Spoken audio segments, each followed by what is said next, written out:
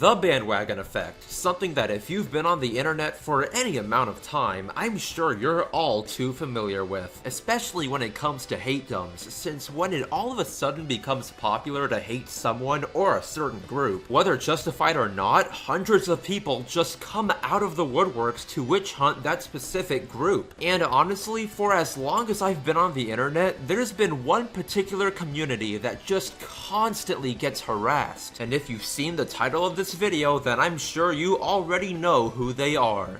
Furries. Hello everyone, this is the RPG Monger, and welcome to the Fandom Files, the only series where I take you into the battle-scarred histories of each and every fandom. And before we actually get to how misrepresented this fandom has been over time, I feel like explaining its history is absolutely necessary because honestly, when covering a massive, skill-thriving fandom like that of furries, there's really only one place to start: the beginning. So to kick things off, how far back do you think the furry fandom goes? Or hell, just furries as a concept? The early 2000s? The mid-90s? Well, in actuality, the actual furry fandom itself has roots dating all the way back to 1976, making it by far the oldest fandom I've covered to date. Though in the extremely early days of the fandom, when exactly was it that the whole concept of furries was created? Well, in actuality, when the fandom was just starting to form, the whole furry term hadn't even been coined yet. Instead, we had the Funny Animal Fandom, a group of individuals that held interest in and enjoyed classic anthropomorphic characters like Woody the Woodpecker or Scrooge McDuck. So considering that this fandom would serve as the foundation of what would eventually become the furry fandom, when did it actually originate? Well, going just about as far back as we can, in 1976, we have the Funny Animal APA Voodoo, which while may not have been the origin of the fandom, is pretty much the earliest evidence we have of it developing. Then we have the Cartoon Fantasy Organization, which beginning in 1977 was an anime group that would soon spin off the earliest known Funny Animal fan club. Though now, a couple years later into the 80s, and much like the society around it, things began rapidly evolving. Like in 1980, when Steve Galacci's art directly started a discussion of anthropomorphic characters in science fiction, leading not only to the expansion of the Funny Animal fandom, but also a Funny Animal sci-fi discussion group that met at sci-fi cons. And while the actual term wouldn't be adopted for a good couple of years, when Voodoo was brought to a close in 1983, its cessation led to the creation of the Rower Brazel APA 1 year later, which unlike Voodoo was entirely devoted to anthropomorphic cartoon illustration. This transition is widely regarded by many to be a vastly important evolutionary point between the Funny Animal fandom and the furry fandom, since from here on, things only kept growing. Like in 1985, when at the San Diego Comic-Con, one of the founders of the CFO and the Rower Brazel APA group had a party in the same hotel, leading to them having a large overlap in attendance. Why is this important? Well, as a result, it became tradition to have at least one furry party during the convention every year, with it even getting an official name in recent times. Plus, around the same time, at the 1985 WesterCon Science Fiction Convention, Mark Merlino and Rod O'Reilly hosted a room party where collections of furry artwork and short stories were on display. In fact, many of the attendees even brought and shared their own sketchbooks and furry art with others who attended. With this, when Mark and Rod would host future parties of this sort, they would be the first to be openly called a furry party, effectively creating the term we all know too well today. Though now that we've got the foundation of the fandom out of the way, let's talk about its immense growth afterwards with the introduction of something you're using to watch this very video, the internet. Because while in the mid-90s, furry fans would mainly keep in touch with one another through room parties at conventions and such, the introduction of BBS successes like the Tiger's Den changed everything. Soon, with the internet not only becoming more accessible to the general public, it also quickly overtook everything else as the most popular means for furry fans to keep in touch and share their art. Plus, with this, the fandom began to grow very rapidly. Though probably the biggest step towards the fandom fully materializing itself would be in 1989, when Mark Merlino and Rod O'Reilly from earlier would expand on the furry party concept and host the very first furry convention, Conference, which would go on to become the top international gathering place for furry fans. That is, until other independent furry cons would sprout up. However, moving on from that, now we're in the 90s, a decade that would see both a massive surge in the fandom's population and the beginning of an unfortunate trend of turmoil within the fandom. As while the first 7 or so years of the 90s were host to quite a few more furry conventions being made, the fandom's increasingly large size led to the formation of a schism. A schism that in the aftermath of what had happened at Conference 8 only grew even wider. You see, at the con, there were a variety of sexualized incidents as a result of the lax management not cracking down on them in past years, which isn't really all that surprising considering they actually made it a rule to ignore any and all complaints about the matter. As a result, a group of people within the fandom split off to form a group called the Burned Furs, and to quote their mission statement, the Anthropomorphics Fandom is being overrun with sexually dysfunctional, socially stunted, and creatively bankrupt hacks and pervs. As to why they were called the Burned Furs, to quote again from one of the founders, the group was basically composed of furs who had spoken up against fandom perversion and had been burned at the stake for it. Because at the same time that this was happening, due to the laxness of certain furry conventions, the actual public image of the furry fandom wasn't doing all too hot, with a string of negative media coverages. Though in response to the creation of the Burned Furs, there were the Freezing Furs, a group whose sole purpose was to put a stop to the burned fur line of thinking through starting a large support group, and to open a real avenue of healing and image improvement for the furry fandom. And while the group wouldn't even end up lasting a full year before it went inactive, they believed that the Burned Furs were a hate group and would go on to have some pretty heated flame wars with them online. Though thankfully, even though some members of both groups exchanged some pretty violent threats, neither of the groups actually ended up hurting the other. But unfortunately, this would only be the beginning of the furry fandom's turmoil and infighting, because in the middle of all of this conflict, Conference 10 saw a change in ownership. This change, making Daryl X-Line, a burned fur himself, the chairman, proved to be detrimental to the convention, since even though the con remained open to all ratings of material, there ended up being a mass boycott by fans who believed they would be persecuted if they attended. Plus, considering the con changed its date and venue, it would never achieve the same amount of attendees as before, and ultimately closed down altogether. Though there is a bright side to the mess that was Conference, because as a result of many people within the fandom being fed up with its mismanagement, tons of new furry conventions began being created, with all of them universally having specific and strict public behavior policies. Due to this, there was a clear and drastically sharp decline in situations like that of what happened at Conference, leading to a slow but steady shift in the fandom's press image. However, unfortunately, even with the fandom's efforts to change its public image, there would still be pretty vast misrepresentations of the fandom from various media outlets to even TV shows. And if you think I'm kidding about that last one, I'm not. Among other things, there was an actual episode of CSI that basically depicted the community as a bunch of sexual deviants, even representing attendees of a furry convention as a bunch of creeps in a costume-clad orgy. Now, of course, I'm sure you don't need me to tell you that while, yeah, there are for sure interesting people within the furry fandom, some less interesting and more plain creepy, they only occupy a very small portion of it. Though unfortunately, as seen with that episode of CSI, the early 2000s were a host to a variety of outlets depicting the furry fandom as just a mainly sexual kind of fandom, with such things like the infamous Vanity Fair article and the MTV documentary Plushies and Furries, which was all completely faked, unsurprisingly. You see, the thing is, if anything, most of the furry fandom is actually more art-oriented than anything. Hell, a lot of the time, the furry fandom is actually what will end up getting people into art altogether. Plus, in more recent times, the majority of the coverage of the fandom has been mostly positive. Like I said, there will always be the bad eggs of a fandom, or in the furry fandom's case, well, just outright strange individuals. But as always, they're only the minority. A loud minority, sure, but a minority all the same. Like, imagine if you, say, proclaimed that everyone on YouTube was an asshole, because there's just a few pricks that have thrived on the platform. Yeah, they do exist, but they sure as hell don't define us all. So you know what? I'll leave you with this. Unlike what a good portion of people on the internet have come to believe, the furry fandom really does a lot more help than harm, with it giving many within it a sense of community. And hey, if you just could not give a lesser shit about any of it, then that's fine too. Take me, for example. Even though I've basically made a Moogle my livelihood on the internet, I'm not a furry at all. Though at the same time, I'm not going to persecute others who choose to be one and enjoy the fandom as a hobby of sorts. Really, as long as you don't go out of your way to insult any people within the fandom, then honestly, you're alright with me.